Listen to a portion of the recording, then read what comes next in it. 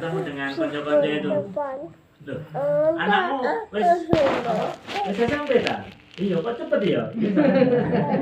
Jawab saya enak, iya sampai enggak? Apa kerasa aku sing ngoni ya? Kayaknya cepet. Dia banyak buat wakil kayaknya. Iya. Dan gini Bapak Ibu, memang waktu gitu ya. Waktu itu kalau kita analisa ternyata benar sih ya, semua orang itu waktunya itu 24 jam. Saya jenengan itu mesti waktunya 24 jam. Podo ya, persis. Enggak berkurang ketambahan selawe jam enggak mungkin ya. Atau kan kalau satu jam itu berapa menit Bu? 60 menit ya, 60 menit kali 24 itu ketemunya berapa? Berapa menit itu? Coba dihitung Mas. 100 menit berapa? 24 kali 60 ya. Nah, 24 kali 6 itu 4 kali 6 24 ya.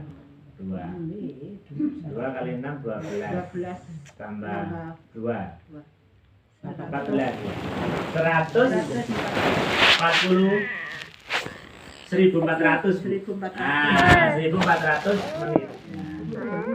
Maka nggak mungkin angka tambah, misalnya saya 1401 menit, nah, Bu 1405 menit enggak, podo 1400 menit dalam waktu 24 jam ya. Atau 30 hari. Tapi ternyata ada yang merasa bahwa kok cepet ya, aduh kok suwe men sih gak maghrib misalnya ada pas kosoan gitu, pasti ya, ada seperti itu. Maka memang Bapak Ibu, waktu itu masa ya, namanya kalau hitungan fisik itu namanya masa, bahwa masa itu akan bahasa orang itu kayak gini, setiap orang itu sebenarnya masanya berbeda ya. Tapi kalau kayak ada yang merasa lama, ada yang merasa cepat. Ya. Bahwa itu sudah memang ditatih dalam Al-Quran bahwa kalau malaikat itu masuk ke bumi, ya ke bumi, turun ke bumi, itu kan riwa-riwi, padahal langit ke-7 gitu kan ya, dimensinya kan sudah berbeda. Ternyata kalau kita itu satu hari ya di alamnya malaikat itu kalau kita hitung itu 1000 hari ya, 1000 hari ya. Maka bahkan kenapa sih kok kita dimanapun kita ketemu dengan malaikat, ternyata kalau malaikat itu mengitari bumi itu hanya sepersekian detik. Jadi menyeri bumi itu sepersekian detik. Padahal kalau dihitung itu sampai berapa puluh miliar tahun gitu Bu ya. Karena apa? Ada dimensi yang berbeda. Saya itu pernah baca bukunya Pak Mustafa namanya. Itu subhanallah, itu mengkaji alam yang bagaimana alam itu menjadi tadabbur kita sehingga iman kita itu jauh lebih kuat. Ya, makanya setiap sekitar di kejadian di sekitar kita itu sebenarnya ada tadabbur alam, ada alam-alam yang bermanfaat untuk kita. Jenengan kalau ketemu mobil tabrakan itu kejadian alam nggak? Kejadian alam kan ya. Nah, maka yang perlu dilihat adalah pelajarannya. Itu nyopir gak pas noleh, kan ada kan itu kadang-kadang gitu kan ya. Menyambung materi yang lalu ya. Ada tadaburnya alamnya di situ, gitu kan ya. Nah, maka ini Bapak Ibu, maka al-waktu kasaif, waktu itu seperti pedang. Nah, maka dimanfaatkan sebaik-baiknya. Mungkin kayak tadi itu, mungkin saya hanya nambahkan dikit Bu ya. Ketika kita sudah selesai rutinitas yang kita baca, mungkin masih ada waktu mungkin ya.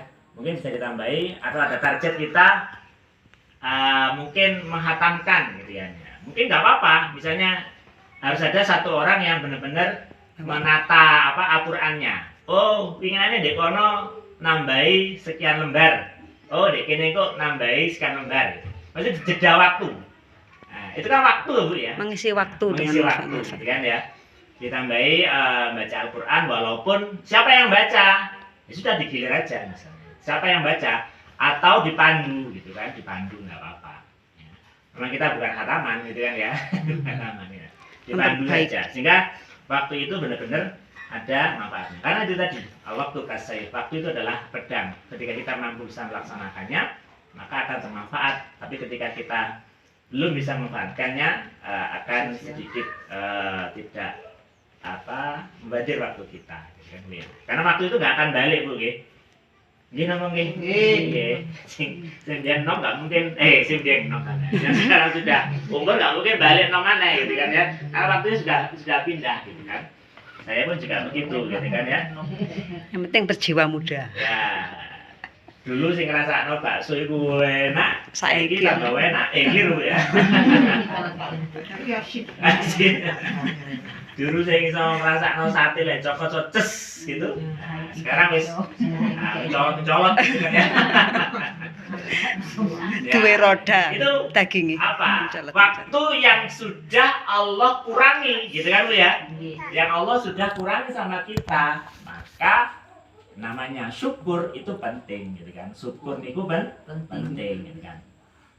Sampai gini, Ustaz saya itu mengatakan, nikmatilah kamu saat dimana kamu berada.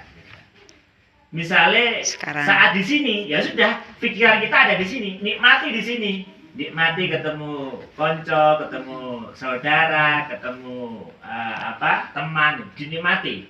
Pikirannya ya jangan di mana-mana gitu kan ya. Kalau waktu sholat ya nikmati saat waktu sholat, dia nikmat. Ya. Artinya apa? Itu waktu ya, waktu masa itu penting untuk kita manfaatkan. Oke, itu sedikit tambahan Bapak Ibu ya, bahwa subhanallah sebenarnya waktu saya itu sama 24 jam. Waktunya Bu Min juga sama 24 jam. Waktunya Bu Dito juga begitu, sama 24 jam. Tapi kadang-kadang ono yang melakukan itu, aduh, aku iki kok rumah yo. Iki kok kurang ya, gitu kan? Pernah nggak Bu merasa seperti itu? Sering. Pernah ya. Tapi ada juga yang kita melaksanakan ini tes mari, iki mari. Koyok kabeh terlaksana. Ada nggak seperti itu? Ada. Ada. Itulah keberkahan waktu. Berkah itu berhasil karena Allah. Nah, singkatannya berkah. Berkah itu berhasil karena Allah. Berhasil karena apa? Ya Allah mempermudah kita. Nah, jadi waktu itu juga keberhasilan loh. Udah banyak sekarang waktu itu. Bahasanya orang yang benar-benar mengatur waktu, ya apa caranya ben cukup 24 jam itu ben cukup. Ya. Cara kurangnya nambah 25 jam gitu. Sopo gitu. Sudah balik lagi. Nah, ini penting Bapak Ibu untuk memanfaatkan waktu.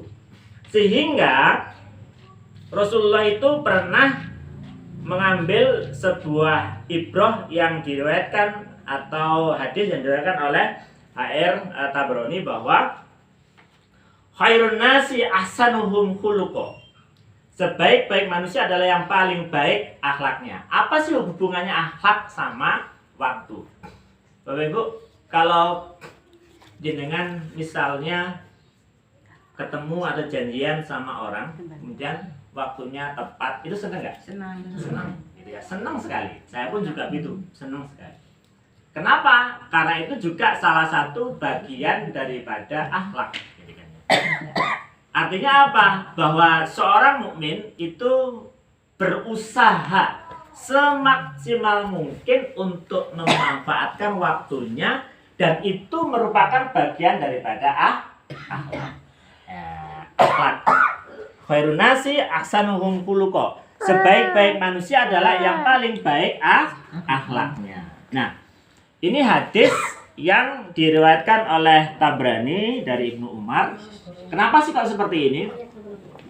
Bapak Ibu, Rasulullah itu dulu memperjuangkan syariat Islam itu penuh dengan perjuangan nggak?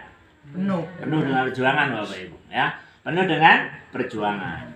Maka saat kita melaksanakan syariatnya Allah yang dituntunkan oleh Rasulullah, maka juga harus dengan penuh perjuangan. Rasulullah itu berdarah-darah sampai di embargo itu berapa tahun itu, Bu? Ada yang tahu? Embargo Rasulullah panganan. itu di embargo itu gini, gak oleh ditekani wong, gak oleh dikei opo-opo, ditaruh di dekatnya Mekah itu selama kurang lebih 3 tahun.